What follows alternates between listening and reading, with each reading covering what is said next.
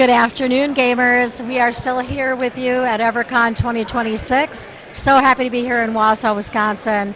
If you're not here, I'm sorry, this is our last day. So make sure to put it on your calendars for next year. But first, we have another interview for you. I'm Mel with Guys, Games, and Beer, and I'm here with Larry with Guys, Games, and Beer, and I'm with Victor Karunji with Paper Street Comics. Welcome. Thank you very much for having me. I appreciate it. Absolutely. Yeah. So I know Larry got a chance to sit down and talk to you a little bit. Well, I mean, Tell us about what your is stuff. Paper Street Comics? Yes. Yeah, a lot of people want to know. I hope you out there wanting to know what Paper Street Comics is. I went to college in Arizona State University. So I grew up small town, western Pennsylvania. And as soon as I could, I went out to a bigger city. And when I was there, I met a bunch of guys and we started doing film, short animations, claymations, pixelation. And upon graduating, there's this thing called debt. So I ended up taking a job in Chicago. And while I was there, I kept making money, and I'm like, I got to scratch that creative itch. And in 2002, almost 25 years ago, we created Pencil Neck, which was our first comic book that we ever did.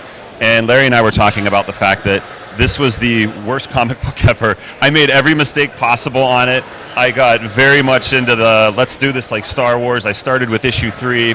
No one understood what the heck we were trying to do. They were like, so it's the first issue? I'm like, well, it's our very first product. And they're like, why is it issue 3? And I went, oh, this is horrible. So just coming out of college and trying that out. We did that for a bit. Now you got to go back and write an even worse one. I know, right? Call it one. Yeah, right? So I got rid of that, and I just said, hey, that'll just be our calling card on the back end. And what was really cool was a couple years later, we went back through and then redid the whole comic book. So then we did Pencil Neck, did it properly. It's more of like a crime noir type of classic where it's a brother who's kind of repressed this anger that he's had for decades of his life because his brother was incarcerated, and then these 3 mob guys come into his life and say, you need to help us rob your bank if you want your brother to live. But a lot of the stuff I write, full of twists and turns, got some cool Quentin Tarantino elements to it as well, which is awesome. And it actually got optioned by Lionsgate in 2008. So it was running around with the guy that wrote The Ring, or like converted The Ring. They were actually looking to turn this into a full-fledged movie, which is pretty cool. So do they still own the rights? Or? They don't. The rights are back to me, and then I've been working with the writer, and he's been trying to get something going on with Netflix with it. So hopefully, fingers crossed, coming up in the next couple years, Pencil Neck can actually be a full-fledged property, which would be pretty neat. Yeah, nice. But the whole goal has always been, do the indie stuff and then try to get into Marvel. So then some of my journey with it, with Pencil Neck and Paper Street, was every year it was come out with a different book. And then after you'd finish a book, do a different category. So we went from crime noir to a Saturday morning cartoons book called Super Team Ultra Force. Then we did a reality TV show book where what if instead of the prize being Bret Michaels and a rose, it was superpowers. So it was like, wow, let's try to do something where it's a little bit like Truman Show element mixed with reality TV. And there's all this seedy element. Did you know which superpower you were going to get, or was it like a No, surprise at the end? Completely. So what it was the megalomaniac owner of the whole entire network, he was testing this process out, and he needed subjects. So the viable best way of doing it is everyone's willing to sell their soul just to become famous for 15 minutes. So the process was half of the contestants don't even survive it, and the other half, it's a random mix pot of if they get powers or not. So it's pretty cool. They just have a terrible, like they could super cry or something. yeah.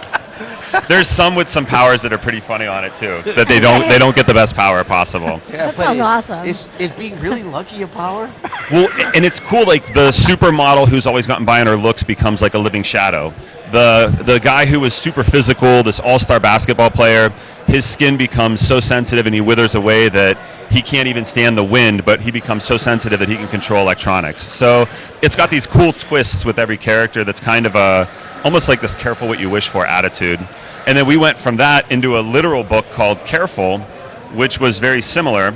And with Careful, the game plan behind it was you have this school where football is supreme, and there are these kids that are getting picked on, and this one guy who plays pranks, he's like, you know what, I'm just going to do this crazy ritual. And everyone does that in high school where it's you burn a pitcher and you say something, you hope something bad happens to the guy. Well, the lead quarterback ends up dying the next day. And all this evidence starts putting to the guy who actually did the ritual. And more people start dying in the school every day. And what he finds is that the pitcher that he cut and burned, on the back of it were all these other individuals. And that he thinks that he's the one being possessed. But there's like this crazy old boy sense of twist that takes turn in Careful, which is pretty cool as well. So we've been around for 25 years. And well, it'll be 25 years this time next year. Okay. And we're pretty excited. So it's been all comic books, and then I think it was like 2018.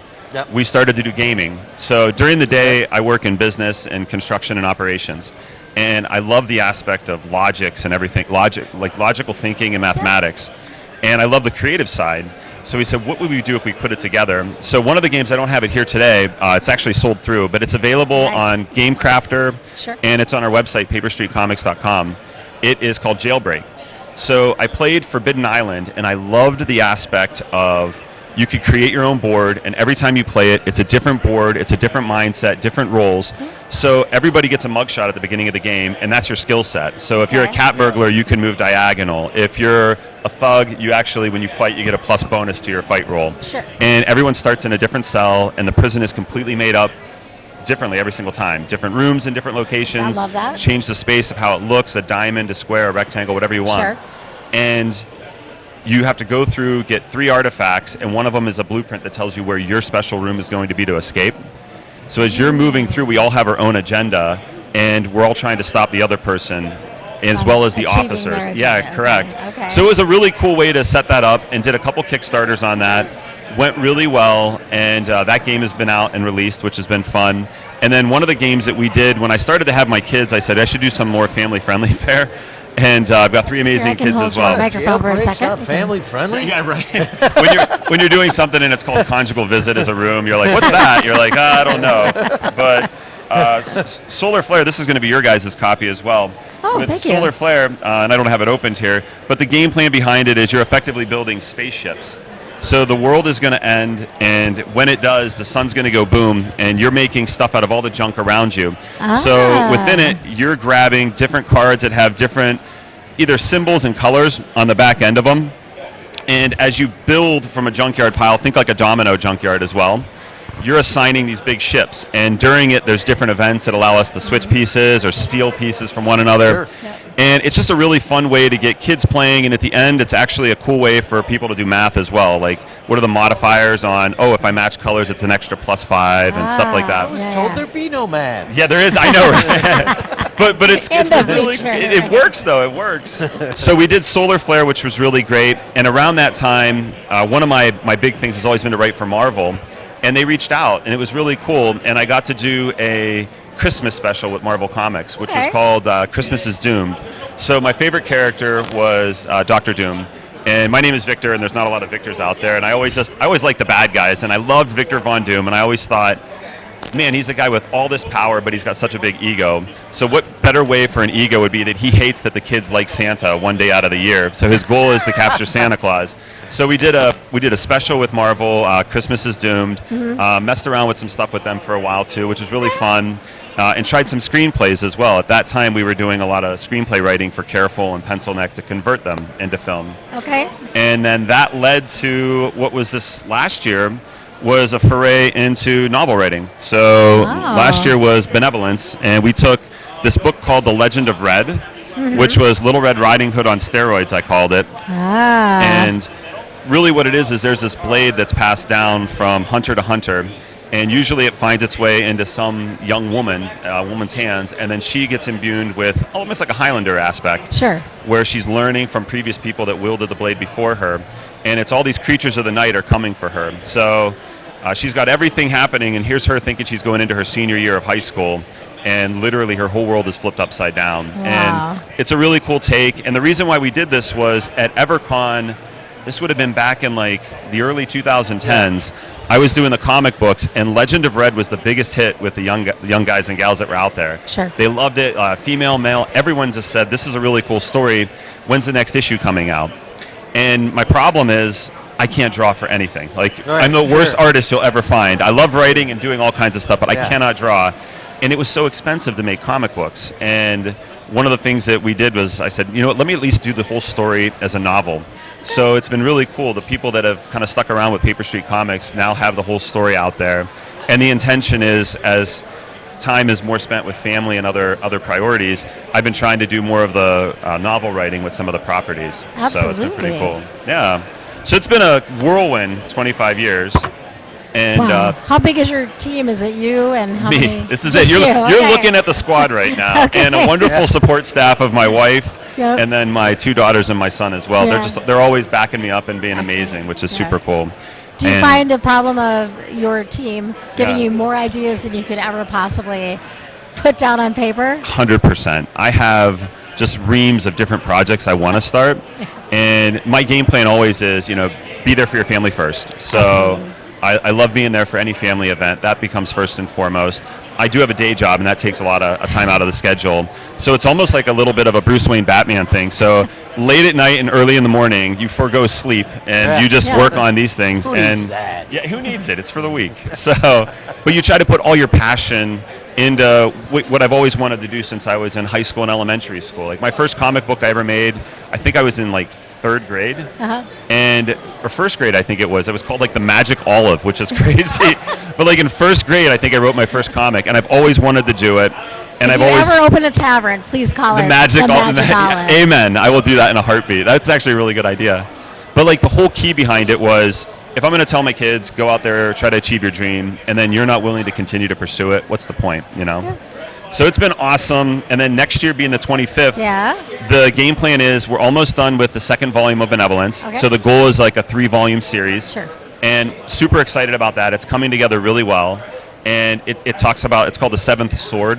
So you find out that Benevolence is actually one of these 7 blades that are out there, and someone's destroying all of them one by one. So it's pretty cool. It's a cool twist. I want to read it. I love young adult fiction. And I might be able to give you that book as well then, if that's the case. If you promise to give me back some feedback, would be wonderful. So, and then what we're going to try to do is, for the 25th anniversary, cards. So my son's big into cards, and we see some people do their card opening and all that fun stuff.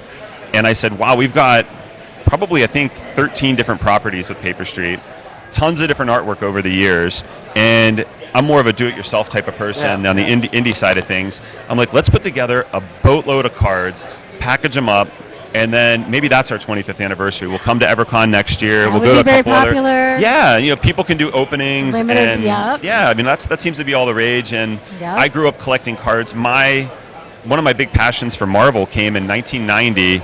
They had a Marvel Series 1, their cards that they released. And I remember buying those and just being enthralled with them. It was so cool. So for me, that's the big So kick. it wouldn't be a game, just collectibles. Just collectibles on the Okay. cards, yes. Yeah, And yeah. then we've got about 3 other different types of games. One of them is called Your Game. What is it? Your Game pieces sold separately. So it's actually a card game where you flip it over, and it's just used with a 6-sided die. And one will have like 2, one will have 3, 4. And you can set it up, and it's got a whole bunch of variations for, like, if I wanted to play Drag Race, I set up these cards, and you would have 10 cards, you would have 10 cards, Yeah, I'd have yeah. 10 cards. Take Yeah. a Hot Wheels car. Here's your Hot Wheels car. And we flip over each one, and that's the number we've got to Okay. roll for, and I Yeah. keep going to get the finish line. Sure, One sure. is a gladiator, where in the center you put something, and we all create different paths. Yeah. And I looked at it as like a gateway drug for D&D. We used to do this where we set up maps, and Yep. it's just those cards upside down. Yes. And then as you're playing your pieces, some of them are signified as bosses. And it's just a cool way of doing it. So that game has been in my back pocket for about 10 years. And we play it at home. And that would be one that I want to release in the next couple years. Yeah. And then the really cool one is called Camp Kilgore, which is a hexagonal-based map system where you're building the map as you go. So if you're like, think of it as like a Castaway type of camp, or those Friday the 13th movies where you start off on your base and then you're trying to venture out, but you don't know the map. The map builds as you're building, as you are drawing further and further with each Sure. turn. So it's a cool way of saying, like, there's a suspense of us trying to escape, and then all these creatures of the night coming at you as well. So those are 2 games that are coming. Yeah. But again, time is such a big constraint. I so. have to say, I'm so impressed with the variety of creativity of your projects. So so many people, they do one thing, maybe 2. You're like, novels, games, comic books, writing full-length feature films. I mean, you've got so many projects that are so varied. That's so impressive. Thank you for sharing. I appreciate But that. I do see a theme of, jailbreak, escape, that you're building your spaceship to, leave Earth because it's about to be destroyed. There's an interesting theme here. Yeah, I know. Maybe I'm trying to just run away from something. I don't know. Maybe. So, but I love it. Books and games are often a bit of escapism. Yeah, it's Uh-huh. true. It's true. Yeah. No, I grew up in a small rural town in western Pennsylvania, and in that aspect, as soon as I graduated, a big portion was let's go to a bigger city. So I went to Arizona. So I went to Arizona State at that given Right. point. That's a And big city. A big Yeah. city, but it was escapism. So I mean, I grew up. I loved it. We didn't have cable TV or any of that stuff. So it was your imagination, the woods, and whatever comic Yeah. books you'd pick up after church on a Sunday type of thing. So Cool. I love those Weird aspects. seances and Yeah, yeah, stuff. You know, yeah. There was nothing else to do. What Yeah, do you? you know, Blair Witch Project stuff in the middle of the Appalachia. So This is so cool. Wow. Tell us again where we can find all of your amazing works. thank you very much. PaperStreetComics.com. So for those that are cool, they'll kind of get the reference from the old school Fight Club movie. But PaperStreetComics.com is a big one. I'm on Facebook as well. Okay. Those are probably the biggest two spots that you can Sure. look it up. And yeah, next year's going to be a big year. We're probably going to launch a Kickstarter for the cards. Okay. And then the next Benevolence book, and you're just going to be involved So with you it. will have to come to EverCon next year for his 25th 100%. and see all the special things that he will have on deck for next year. Thank you Cool. so much for Thank being you with very us. much. I appreciate you it. both. That was Yeah. awesome. Thank you. All right. Well, we're wrapping up things at EverCon 2026 this year, and we'll talk to you later. Thank you. Peace.